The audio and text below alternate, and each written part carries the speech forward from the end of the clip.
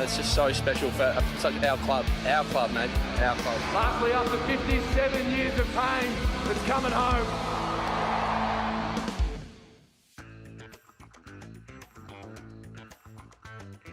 Hey there, TJ here, and welcome to Yeahthedees, where I am reviewing our round 12 loss against Sydney last Saturday at the MCG. We are coming off 2 losses in a row now for the first time since rounds 15 and 16, 2020. Also against Sydney and Fremantle with the Carnes debacle. Bit of an upsetting loss, but we'll go through all of that in a moment. First, I'll just quickly go over the VFL. Casey got the job done against Sydney at the MCG curtain raiser, kicking 12-11-83 to the Swans 6-8-44 and winning by 39 points. A 4-0 third quarter really made the difference here in this game. A lot of players played well. Oscar Baker was probably best on ground, with Trent Rivers, Michael Hibberd, Luke Dunstan, Majak Daw, with Chandler and Bailey Laurie also looking pretty good. They got involved with the game, had plenty of possessions. Weed kicked 3. He kicked 3 in the first half for the game. Wasn't really a part of it when we went on this quick run here of goals to sort of make the game change. But he looked all right. Tajwa Woden looked really good as well. He only had 12 disposals, but they were very clean. He just looks a lot more comfortable at VFL level. He's getting me excited. I'm really excited for Wowie. As for the Casey players, George Gray, Mitch White and Corey Ellison were all looking good for Casey. It was a solid win. They're still undefeated, still top of the ladder, so good stuff for the Casey Demons. On to the lineup changes for this game, and we made a lot of changes. With Jake Melksham, Luke Dunstan, Sam Wiedemann and Trent Rivers all omitted. Stephen May out injured with concussion protocols. Brought in Adam Tomlinson, Christian Salem for his first game since round 1. Ed Langdon, James Harms and Mitch Brown. I was very surprised to see Mitch Brown in. I said a couple of rounds ago that he's just not going to get a chance, but Sammy Weed just wasn't getting it done, so we're forced to make that change. I really had faith that Weed would get going, but he just couldn't in the end, which is rather disappointing. So this is how we lined up against the Swans. I'll talk a bit more about the Stephen May, Jake Melksham incident at the end of this video. Cozzy Pickett played his 50th game. Anyway, let's get into the first quarter. Within a minute of the game, James Jordan gets us off the mark with a goal from 45 metres straight in front, after receiving a nice handball from an under-pressure Cozzy Pickett. We get a second goal quickly after that through Ed Langdon. Max bombs it into 50. Neil Bullen takes the crumb. Handballs to Petrarca, who parries around a player and hits up Ed Langdon in the 50. Puts our second on the board. Logan McDonald kicked it behind. And Petty came off to get an injury assessed there. Luke Jackson had a crack, didn't quite get the goal. Ball went down the other end and then sprung back up our end, and Luke Jackson made up for it. It took a great mark inside forward 50, off some more great work from Cozzy Pickett in the middle, who received a handball from Neil Bullen, giving Papley a don't argue, evading 2 tackles and popping it up to Viney on the wing. Probably my favourite goal for the game was probably this one by Maxi. Pickett's little tap on the boundary was just elite, absolutely elite. Just that little tap to Petrarca. Petrarca handballs it to Brown, who handballs to Gawn, who snaps his first goal of the game. Straight after that goal, we got the centre clearance right away. Mitch Brown marks at the 50-metre arc. Fritsch leads to the pocket and marks a beautifully executed pass from Mitch Brown. And Bailey Fritsch goes on to kick our 5th for the quarter. We almost keep Sydney goalless for this quarter, but unfortunately they get the clearance after that goal. And Sam Reid has paid a very dubious mark. That was a putrid decision to call that one a mark. Like, there was an arm kind of over the shoulder, so like if you actually had played the infringement, I probably would have been okay with that, but it wasn't a mark. It was nowhere close to it, and I can't believe that it got called. They get their goal on the board, so in the end we kicked 5-1-31 to Sydney's 1-5-11. Same amount of scoring shots between both teams. Just we were accurate and Sydney were accurate. We definitely controlled that quarter, and I think we deserved the 20-point lead at that stage. But let's get into the second quarter. We start with Jackson in the ruck and Gawn forward. Sparrow gets the clearance, which Harm cleanly picks up and delivers a nice kick to Gawn's advantage, which he marks at a high point where the defender can't get to him. He kicks his second of the game and our first for the quarter within a minute. This goal to Sam Reid here happened when a risky kick from our back line from Salem leads to a contest where Tomlinson is tackled and the ball falls out of the tackle. He's pinned for incorrect disposal and Sydney get their second goal on the board. This one through a free kick. So we've got 2 goals on the board. One's through a free kick, which, yeah, definitely there. The other one's from a really dodgy mark. More kind of incidents like this throughout it. Like Jake Lever getting stuck on the wing, and then while he's transitioning down along the boundary, Logan McDonald's able to find some space in the 50s, grab a mark while he wasn't looking. I felt like Jake looked a little bit off this game. Maybe he's just, from not having his partner in crime, Stevie May down there. He's not quite on his 2021 form, but he's an absolute quality player. So he'll be absolutely fine. And then bloody Sam Reid gets his 3rd goal, and he takes a big mark in front of Tomlinson and scores again. And I'm just sitting there like, of course this Spud's gonna have a good game against us. Like absolute game of his life, and he's kicked 3 goals already halfway through the second quarter. Sydney really controlled this quarter. They had a lot of opportunities and they were making the most of them. Logan McDonald scoring again, gets another goal off turnover, where our midfield got caught a little forward of the ball. Like last year, we were a bit more cautious about that. We would stay back a little bit, but I think since, winning the flag and stuff, we do run forward a little bit too quickly and get caught out the back. This is something that is notorious that St Kilda would do all the time. They would back their players to win the contest and move forward, and then they wouldn't win the contest and then get done on turnover. So that was just sort of happening to us. You just can't have that happen because you're going to get scored against easily. Gee, that's a scary stat. Of Melbourne's back 3, Tomlinson, Petty, Lever yet to register a disposal in the second quarter with 6 minutes remaining. Gee, that's terrible. Get 2 more behind. We were absolutely under siege in this game. Tom Plapley gets that last one when the ball comes over the back and Jaden Hunt is the last man in the back line on Tom Plapley, and Tom Plapley gave him a little bump under the ball and got onto it. So it's like I can live with that goal. Like, we're so used to seeing a Stephen May as the last man in defence, and it's they were getting pulled up the ground and moved into different spaces so that Papley could be there. He's a very, very smart forward. He's a very smart forward, Papley, and yeah, I can live with that one. There's not too much that Jaden Hunt could do in that situation. But yeah, before Bailey Fritsch kicks this goal at the end of the quarter to bookend Sydney's 5-goal run, we hadn't registered a score from our previous 10 inside 50s. The McCartan brothers were just cleaning them up. They had 4 spoils each by this time in the game, so they had spoiled 8 inside 50s already towards the end of the second quarter, which is huge. The ball gets kicked inside 50 and the ball is contested and goes out the back. Bailey Fritsch reacts the quickest, opens up the angle and snaps through his second. So we kicked 2 goals straight, 12 points. To Sydney's 5-4-34 and go into halftime 2 points down. And they absolutely dominated that second quarter. Kicking 5-4 to 2 straight. So they had 9 really good opportunities on goal and were still inaccurate. The most impressive part about it was the Swans maintained a pressure rating of 2.28 the entire quarter. The competition average is 1.8. They won the tackle count 27-16 that quarter and scored 56% of the time from 16 inside 50s. So that's just a really, really high return on what they were doing. And yeah, they completely owned that quarter and got reward and went into halftime 2 points up.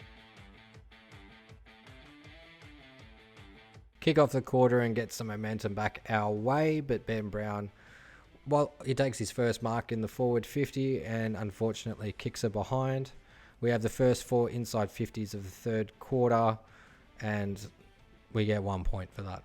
James Jordan kicks a goal, so we're leading inside 50s 7-2 and we've got 2 points on the board.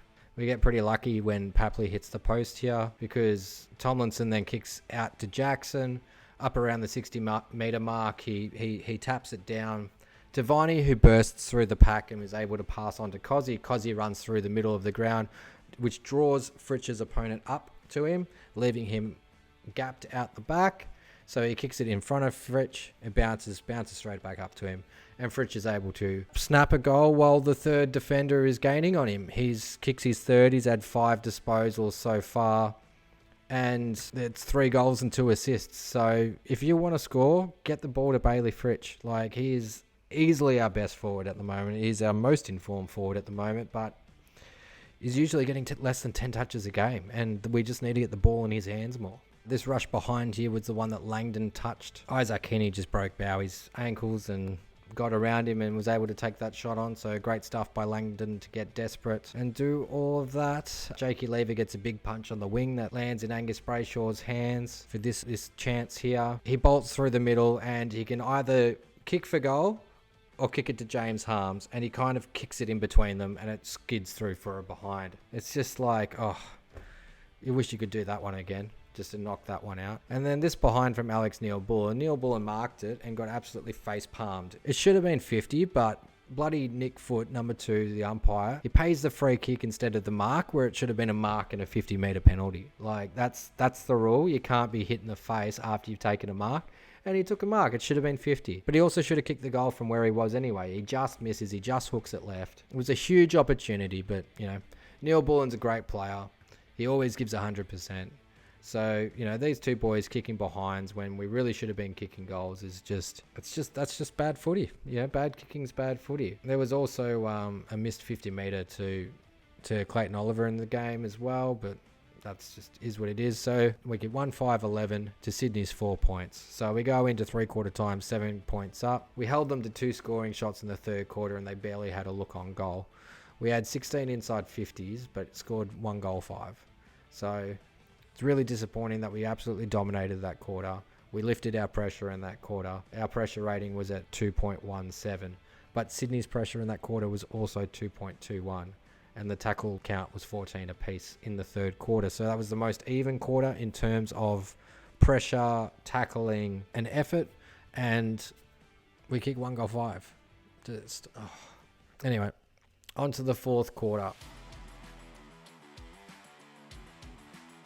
We start this quarter with Gawn forward again. We get a clearance through Langdon and Jackson, who bombs it to Max at the top of the square. He gets a hold in the man free kick and puts through his third goal. I thought at the game for this Isaac Heaney goal, I thought that Jaden Hunt just went too early and gave away a free kick. But when I watched the replay, I'm like, oh, Isaac Heaney actually took the mark. I just didn't realise that happened. So he takes the mark, kicks the goal, takes the margin back to what it was at 3/4 time. They get another one through Logan McDonald. Takes it down to a 1-point game here. In this fourth quarter, like, we still generated a lot of opportunities, but whether it's Jackson kicking it out on the full from the pocket, you know, when he could have hand passed it to Harms at the top of the square. There was Sparrow's missed handball, which ended up going down the other end for this Logan McDonald goal. Gone missing from 5 metres out on an angle, like it's a tough kick. He just missed it, unfortunately. Then Fritsch missing from 30 metres out. Gone missing his pass inside 50 after he took the mark. There was another chance where Spargo should have centred it, but he didn't. So we have all these chances, and you know they're not really getting on the board. They're not even going on as behinds really. Only Max's did there. So we had like 4 or 5 chances to kick goals, like really good chances to kick goals, and they just miss out by that much. You know, just one missed little handball, one silly kick, not squaring it up towards the goals. It's just, yeah. And then I was absolutely infuriated over this Errol Goulden free kick. Just, like Bowie grabbed him for a second thinking he had the ball and then put his hands up and let go and got punished. Like, where's the interpretation of the rules for you to be like, oh, okay, well, he's not holding him anymore. He didn't retard him from getting the ball. He didn't restrict him from getting the ball. He went to tackle him as he was grabbing the ball and he didn't end up touching it. So he let go of him. It shouldn't have been a free kick. But it was a great goal from Errol Goulden. He's a solid player. He's a solid player and has a really good set shot. So, you know, good on him for taking the opportunity where he could and kicking the goal. And then, yeah, this Tom Papley one was soft as hell as well. Like, I get that it's there, that Langdon kind of landed in his back, but Jesus, it's, yeah, look, some some critical umpiring decisions really hurt us. And both these ones are soft. And the Sam Reid mark in the second quarter the end of the first was soft as well. So really in the end, whilst we're completely out of form, we're two to three free kicks and a bit of composure away from winning this game. We kicked 1-1-7 to Sydney's 4-2-26 and go down by 12 points. We kicked 2-6 in the second half after kicking 7-1 in the first half. It just sucks a bit that we didn't kick that well. Like, we had the opportunities, and then there's another 4 that I mentioned in that last quarter that didn't even hit the scoreboard. That we definitely could have had this game. And something that's worrying is that we were outscored by 35 points from turnover possessions last week against Fremantle. And that's the worst differential we had from our last 36 games. But we were outscored by intercept and turnover possessions by 50 points this game. Sydney had 55 points from turnover and we had 5 points, which is absurdly low. Like, this is the avenue that most teams score. Most teams score from turnover. And our average score against us in turnover is 33 points a game. Sydney got 27 points in a quarter and 55 points in the game. So it's an outlier. I think if you played this game 100 times, we probably win at 95 because of all the chances that we had and we just didn't take. But I'm telling you, it's not as bad as it seems. Like, our connection to the forward line definitely needs to be fixed. Our forwards don't seem like they're out of form, but if you're not kicking to their advantage, they don't have the chance to be in form. Like, Ben Brown's a quality forward, but he hasn't kicked a goal in 3 weeks. Let's go through these stats. And when you look at these stats as well, like, Sam Reid had one of the best games of his career, and you have to have one of those best games in like that to beat us. What's he got here? He's got 16 disposals, 10 tackles, 4 contested marks, and 3 goals. And then Callum Mills did well also. I know I'm not really talking about opposition players, but he had a team high 26, 12 contested, 9 tackles, and 6 clearances. Like, if you actually look at the disposal count and see how many more Melbourne players had them, most Sydney players had 19 or less disposals. So that just shows how efficient they were with the ball when they had it. So we overused it a bit. That's what that would suggest anyway. Now, Jack Viney had most disposals for our team. He had 32. Clayton Oliver had 29. Max Gawn 28. 28 for a ruckman is, like, ridiculous. Petrarca had 25, so he's back to his usual form after having the flu last weekend. Great to have Christian Salem back. He had a very tidy 20 disposals with 17 kicks, only 3 handballs for the game, 9 marks, 3 tackles, 542 metres gained. Angus Brayshaw had 546, Viney 483. So they're getting the ball down the ground when they can. Bailey Fritsch and Max Gawn both end up with 3 goals. Now, if we're looking through some of these disposals, and I'm actually surprised that our disposal efficiency is that close, because it felt like they were a lot cleaner with us, but they were definitely 9% better inside 50. Free kicks about even, but they were paying us free kicks for marks, so that should probably be little bit lower. So looking through some of these stats here, we win contested possessions by 14. We won uncontested by 35. We won effective disposals by 23. We matched them we were even in centre clearances, but only got beaten around the ground at stoppage clearances by 3, so that's not a huge difference either. Turnovers ended up exactly the same, but I would say where they were taken was the difference. In terms of our disposals and possessions, we had a lot more handballs, like a lot. And they only had 87, so it was just shows how much they were kicking it more. That's absolutely nuts. Yeah, Sydney just went a bit more direct. They were a bit cleaner with their kicking. They didn't, and we overhandballed it a bit, and that's where the turnovers came from. The turnovers came from our overhandballing, and we had 10 extra clangers. So yeah, our poor form is compounded at the moment by Sydney and then Fremantle last week, probably playing their best games for the year. Both of them played very, very well. Freo did play well against Brisbane this week as well, so they're hitting their straps at the moment. They set themselves for us, they plan for us, and because we're out of form, these plans are working, and it's making us look worse than actually what we are. But anyway, let's get on to the coaches' votes for... I'll just quickly scroll here so you can see everything, but yeah, we'll get into the coaches' votes. Alright, so Max Gawn got the perfect 10 from both coaches. He had an absolutely unreal game. He was incredible. Sam Reid got 6, Paddy McCartan got 4, Logan McDonald got 4, Callum Mills with 4, and Jack Viney with 2. So that would have been divided up as Max Gawn getting the max votes from both coaches. Sam Reid got 3 from both coaches, Callum Mills got 2 from both coaches, Jack Viney got 2 from both coaches, and one coach picked Paddy McCartan with 4, and the other coach picked Logan McDonald with 4. So that would be the difference. One went with a forward and the other one went with a defender. As for my votes now, and I gave 1 vote to the returning Christian Salem. I thought he was absolutely excellent in his return. Gave 2 votes to Clayton Oliver. I thought he was quite good throughout the middle. Gave 3 votes to Bailey Fritsch, who had plenty of score involvements and kicked 3 goals. He's actually kicked 3 goals in his last 4 matches now. Gave 4 votes to Angus Brayshaw. He is just so solid in defence. Went at 91.7 disposal efficiency, which is just absolutely elite. Gave 5 votes to Jack Viney. Jack Viney has been in great form lately. He's in and under, doing all the hard work. Got 32 disposals for the game, a goal assist, 483 metres gained, 4 tackles, 5 clearances. He really tried his guts out. And then, of course, 6 votes goes to the big Max Gawn, who had one of the best games of his career. As for the leaderboard now, and we have the top 10 on the left. Clayton Oliver on 35, Christian Petrarca on 33, Stephen May on 28, Max Gawn has jumped up to 21, equal with Angus Brayshaw. That rounds up our top 5.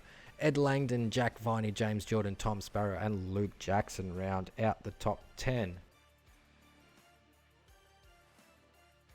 As we look at the ladder now, we are still on top with 10 wins and 2 losses, a game clear of Brisbane, who play St Kilda this week. That should be a rather cracking game between the two. We have Collingwood this week. That should be a really interesting game. Collingwood have been playing very well lately. Their game plan will probably match up well against us as well. It's a fairly chaos-style game, so it will just be scrappy turnover football. Just thought I'd do a quick edit because I filmed my thoughts on the Stephen May, Jake Melksham incident yesterday, and posting the video today, and a lot of things have come out about it. So I've just watched Maxie's 12-minute interview with the media about it, and I'm so glad that this guy is our captain. He is an absolute jet of a leader. He speaks very well. He speaks very honestly, and yeah, went through all the punishments, what's happening, etc. In the end, I think it's just very disappointing from a supporter's point of view that players will get to the point where a punch is thrown in a public place and feel completely comfortable with the punishment of both Jake and Stephen having to do community service. I think that's a good thing. Jake will not be available for selection because he has an infection in his hand after punching Stephen, so it seems like he got cut open or something like that happened, because if you're going to go get surgery for it, then something's up. That's pretty... It's just not good. Stephen May getting the 1-week suspension for drinking while on concussion protocols is also fair enough. He should know better. He's 30 years old. He's an adult. Just don't drink, mate. Just don't. Got to protect your brain and all that sort of stuff. So I'm completely comfortable where this is for the club. I think it's probably pretty similar to the kebab incident in 2020 for Richmond.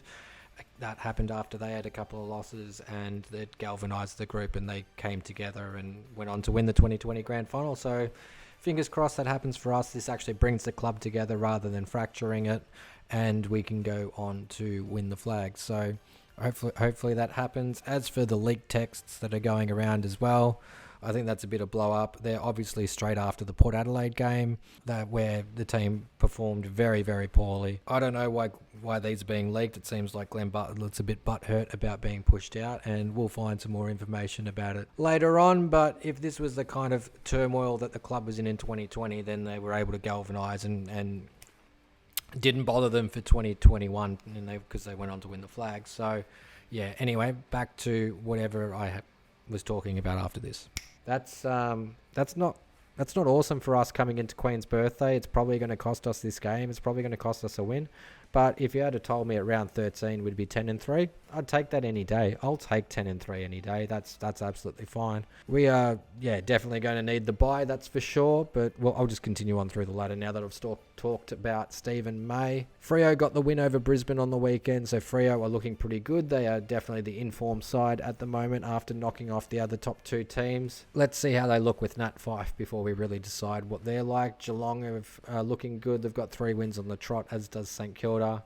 So Geelong will have an easy beat against West Coast when they face them. Competition is absolutely heating up towards the bottom end of the 8. I think the Western Bulldogs, Richmond, probably the most chance to maybe pop into this 8. But Gold Coast have got a pretty good run for the rest of the year and have been playing all right. Port Adelaide can get back to 6-6 if they can knock off Richmond, and that will put a big dent in to either team's season, depending on who wins and who loses. So that's very important on Thursday night. Essendon versus Carlton on Friday night, so that should be a bit of fun. Dockers have got Hawthorn on Saturday, so we'll see how they go. The Hawks, I mean. We'll see how the Hawks go up against a good outfit like Fremantle. Sunday's a bit of a crap game, North Melbourne versus GWS, so that'll be a bit boring. Doesn't really affect too much. GWS are too far down, like these sides, pretty much, even Hawthorn, pretty much write the season off from here. You'd have to have a ridiculous back half of the season for them to get back into contention, but it is very even around here, so it's probably going to take 12-13 wins to make it into the top 8. The good thing for Richmond and Port is that they've had their break, so they've got a game up their sleeve, as does St Kilda and Carlton. So that's it for this week's episode of Yeahthedees. Really, in the end, things aren't as bad as you think. We've got to fix some of our entries inside 50, the method that we do it. Maybe it's the personnel, as Simon Goodwin mentioned in his post-press conference, but good teams still lose. Like, that's what happens. Good teams still lose. It's not anything to get too frightened about. We know what the problems are and they can be fixed. We were 2-3 free kicks and a bit of composure away from winning this game. Don't throw the baby out with the bathwater. It's not panic stations yet. It's not an awful thing just quite yet. So thank you for watching. Please leave your thoughts in the game in the comments below. And this has been another game review on Yeahthedees.